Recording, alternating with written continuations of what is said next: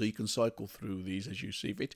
Now this is where this really comes into it. So you just click, zoom in, always zoom in, don't sort of try and do it from a distance. Click, and you've only got to click once.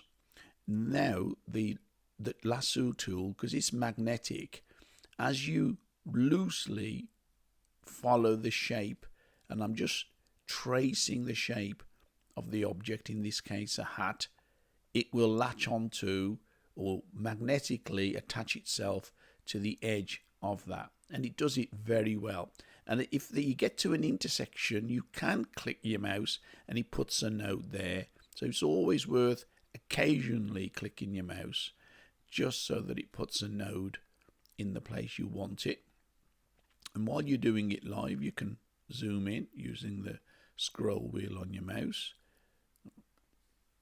Okay, let's go back to here. So when a pop-up comes on like that, you can go back to it if you just get rid of the pop-up.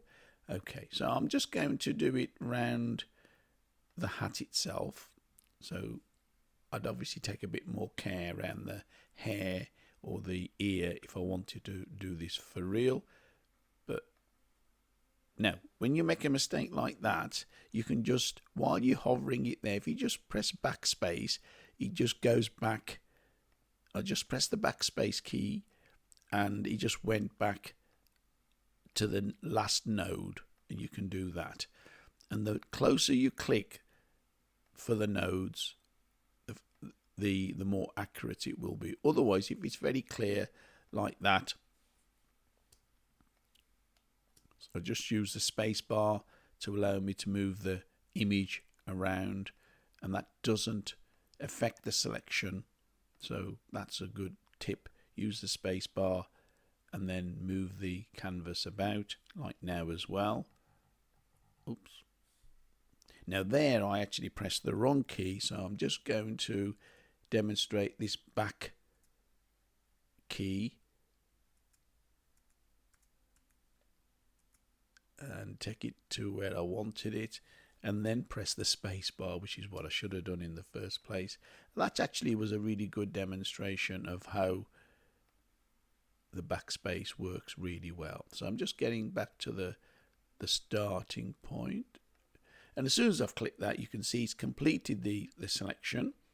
Same again, click on refine. Don't feather it at this stage. You can add to it if you want to, or subtract from the selection. All I'm going to do is refine it, and I could feather it a little bit. So if I zoom in, I could say, well, let me feather that selection just by a couple of pixels. That might help. You could do that, obviously. So let me just feather that a little bit. But the other thing that you can do actually is that if you do this with any of the selections, while it's still selected, the marching ants are still there. If you click on select and then grow and shrink, and by grow and shrink, you get a little different dialog box. There's the selection there, and we can just grow the selection by a pixel or two, or reduce the selection. So if you wanted to have it, say, and of course you can key in a number there, say by about 2 pixels. So let me just put in the number 2. So it's just grown the selection by a couple of pixels, which is great. Gives us a better, more accurate selection. But that magnetic tool is wonderful. Click refine again, and then we can obviously output the selection onto a new layer. Click apply. Always go back to that refine option, because it gives you that option to put the object that you've selected onto a new layer, or a layer with a mask. Okay, so let's just center that. Back to the move tool, and there's our selection. So again, resize, reposition, change, whatever, make any adjustments you want to that selection. You could duplicate it, of course. You know, if I just did Command and C and Command and V, means that I can duplicate that 3 times.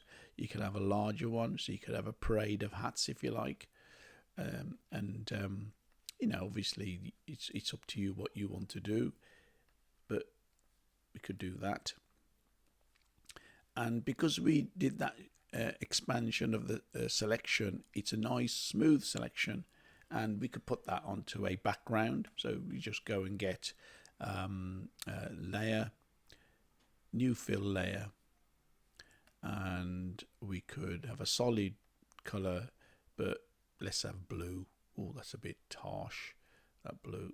Let's have, yeah, a bit more of a royal blue. Okay, royal blue, and just make that layer below the selections, and there we go, we've got those. And of course, if we wanted to group those three together, we could just command and or control and on a PC and select all three, and we could put those in a group, right clicking, group them, so they're now, those three hats are now all three together in one group.